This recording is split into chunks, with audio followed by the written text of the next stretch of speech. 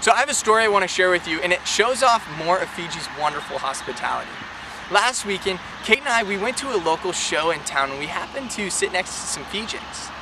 And we got to talking, and afterwards they said, hey, why don't you guys come out to our hometown in Latoka, and we'll take you into the forest with a great swimming hole and a giant rock to jump off of. And we'll even cook you a fish lunch.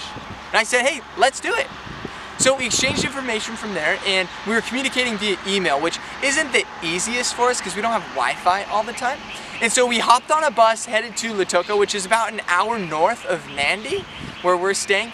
And sure enough, Joe was there at the bus stop waiting for us. And he brought his friend out to join us for the adventure. His friend went fishing that morning for our lunch. And so we hopped into his car and headed out to the forest to the swimming hole. And on the way, the smell of the fish that sat in the trunk, it was pungent. It was very strong for me. I'm a meat eater. Kate's the vegetarian, so I could only imagine for her. So as we were driving, I was asking about the fish, and hey, where'd you catch it? What kind of fish is it? And it's reef fish. It's coral, fish that swim in the coral, shallow waters.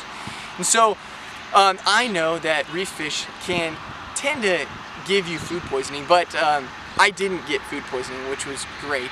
So we got to the swimming hole, and we could see this giant rock.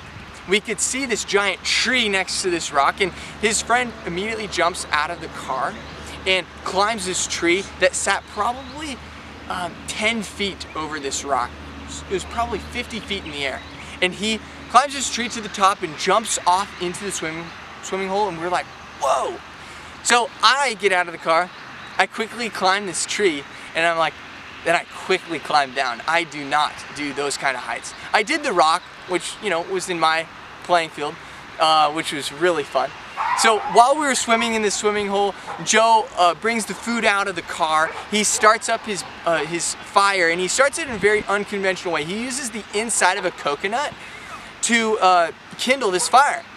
And so as the fish sat on the ground uncooked, the flies were swarming, thousands of flies on these fish. It wasn't that appealing to the eye. But Joe slapped this fish on the fire, and he cooked it well. And afterwards he served it in this bowl, and he squeezed some fresh lime and lemon juice on it, threw some chilies in it, and he brought some of this taro, which is a root crop here, and he prepared it the night before, and we scooped the fish from this bowl with all these juices and chilies with this taro, and we ate it, and it was just wonderful, a wonderful fish dinner. And the swimming hole was just a delight.